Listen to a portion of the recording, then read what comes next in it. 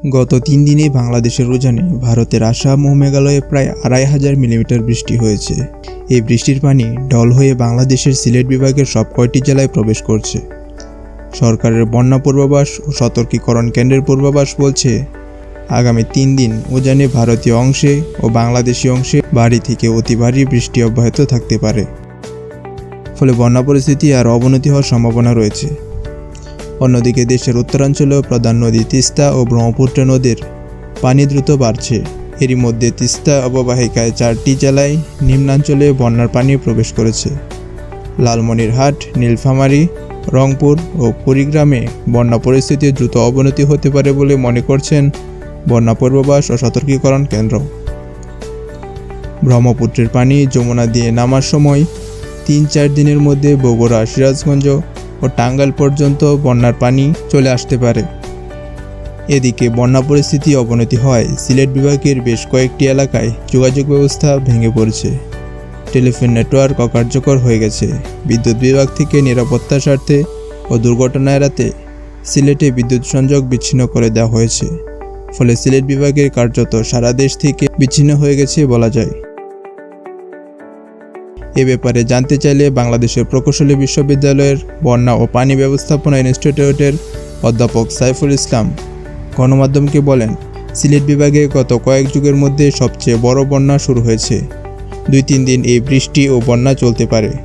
ফলে এই এলাকায় মানুষের জীবন ও সম্পদ রক্ষায় সরকারের সব কয়টি বাহিনী ও সংস্থাকে সক্রিয় করতে হবে। এদিকে ভারতের আবহাওয়া অধিদপ্তরের বরাত দিয়ে হিন্দুস্তান টাইমসের প্রতিবেদনে বলা হয়েছে, ভারতের চেরাপুঞ্জি বিশ্বের সবচেয়ে বৃষ্টিপ্রবল এলাকা।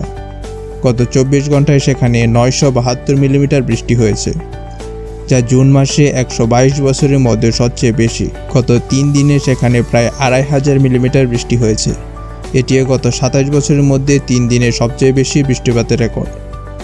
ভারতের আবহাওয়া অধিদপ্তরের পূর্বাভাসে বলেছে, চেরাপুঞ্জিতে আগামী 24 ঘন্টায় আরও 550 মিলিমিটার বৃষ্টি হতে পারে। অন্যদিকে ব্রহ্মপুত্রের উজানে আসামের গুয়াহাটিতে 300 মিলিমিটার বৃষ্টি হতে পারে। ওই দুই এলাকার ভাটি এলাকা হিসেবে বাংলাদেশের সিলেট ও কুড়িগ্রামে এই পানি নামা শুরু করবে। এর আগে থেকে ওই এলাকায় এমনিতেও বৃষ্টি ছিল। এর সঙ্গে নতুন পানি যোগ হয় বন্যা পরিস্থিতি আরও অবনতি হতে পারে বলে মনে করছেন বিশেষজ্ঞরা।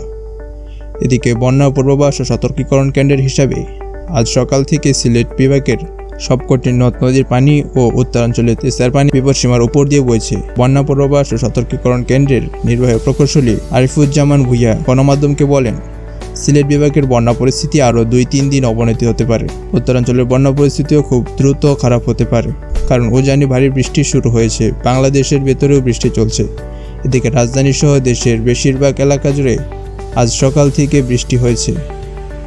রাজধানীতে আজ দুপুর পর্যন্ত 32 মিলিমিটার বৃষ্টি হয়েছে। দেশের সবচেয়ে বেশি বৃষ্টি হয়েছে রংপুরে 109 মিলিমিটার।